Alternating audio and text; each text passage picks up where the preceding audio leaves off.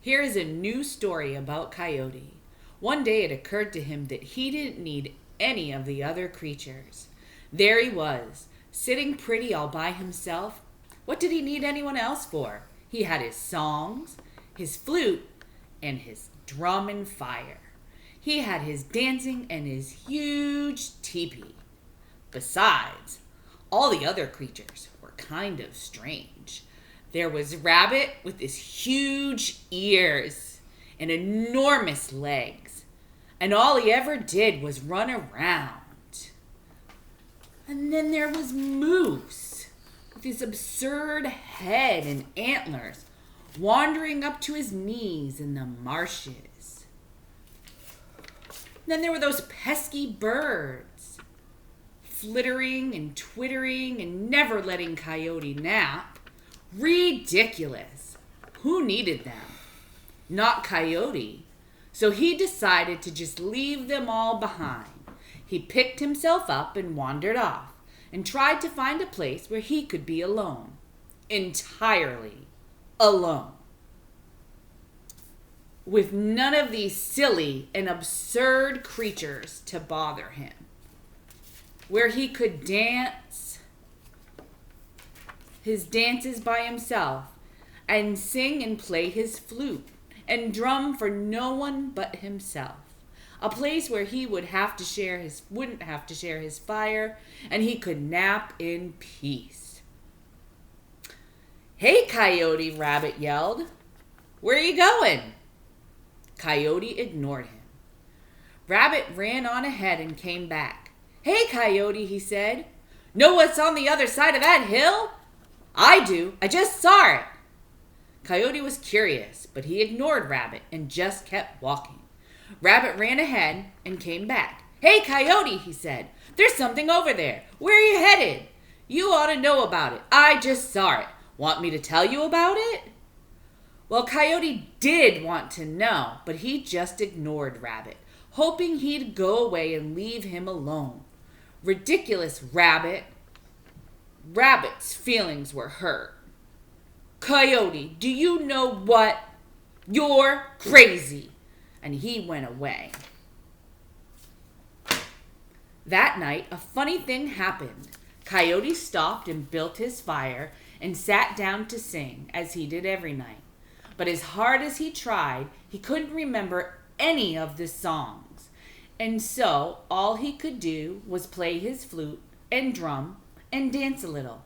But he couldn't sing, and the night was strangely quiet. The next day, Coyote was off again, feeling a little sad and strange. But he still wanted to get away from all these ridiculous creatures with their absurd ways of being. Before long, he came to a marsh.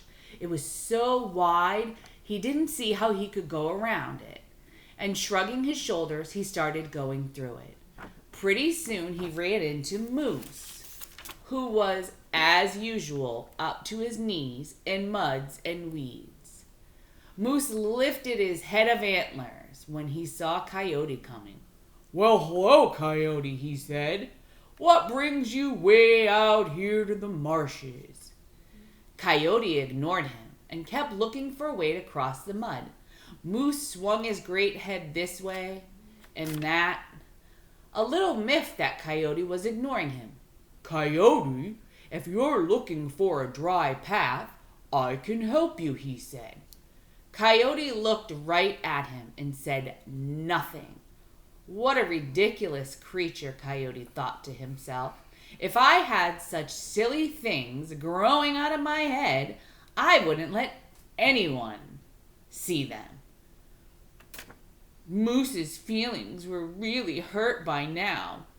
"Know what, Coyote? You're crazy." And Moose walked away. Coyote finally did find his way across the marsh and went on. That night, something strange happened.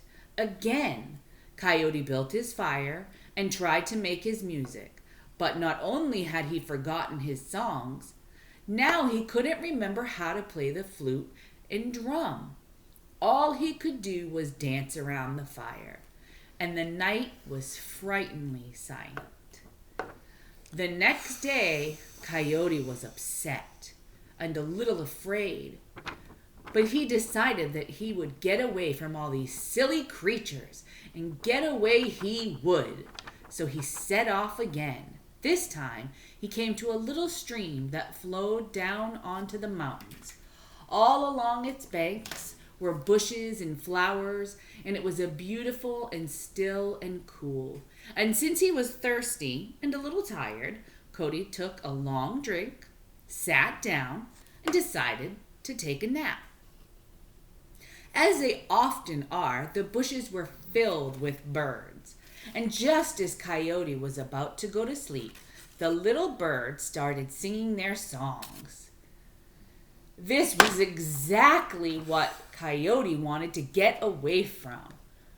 It really made him angry that the birds wouldn't let him sleep in peace, and he was a little afraid and jealous that they could sing and he had forgotten his songs and even how to sing.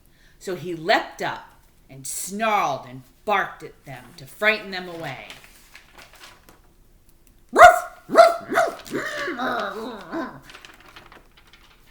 And he succeeded. They flew up and off, but one bird, a little braver than the other, said to him, "Be careful to fly just out of reach. Coyote, you're crazy." And off she went. Coyote was kind of pleased with himself for getting rid of the birds, so he decided to stay right there. That night he made a fire, but the strangest thing happened. Not only could he no longer sing and no longer play the flute and his drum, but now he couldn't even remember how to dance. All Coyote could do was stare into the silent fire and think about how much he lost. Finally, he fell asleep and dreamed, and in his dream, White Buffalo Woman appeared to him and asked why he was so sad and scared.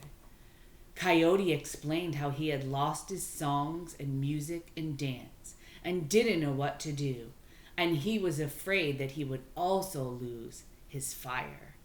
White Buffalo Woman asked him why he was out here all alone. Coyote explained that she was tired of being surrounded all the time by those silly creatures who looked strange and acted strange and lived such ridiculous lives. And he decided that he would live by himself, away from all of them. "Coyote," said White Buffalo Woman, "don't you understand that your music and your dance and even your fire are nothing but the spirits of those creatures who are different from you? As you drove them away, they left even your heart and took their spirits with them. If you want your music and dance back, you must go back to your friends and accept them back into your heart. Only then will you be able to go on." The next morning when Coyote awoke, he couldn't remember his dream. But when the birds began to sing, as they do in the morning, he sat still and listened to them. And then he began to go back the way he had come. That night, when he built his fire, he could remember his dance. And the next day he went on, back the way he had came, and chanced upon Moose. And he asked Moose how to get across the marsh. That night, when he built his fire, he remembered how to play his flute and drum, and the night was not so lonely. And the next day, he still went back the way he had come, and suddenly up ran Rabbit. Coyote ran with Rabbit and played and had a good old time. And that night, when he built his fire, the air was filled with Coyote's songs. And never again did Coyote forget how easily he could lose his music, his dance, and even his fire.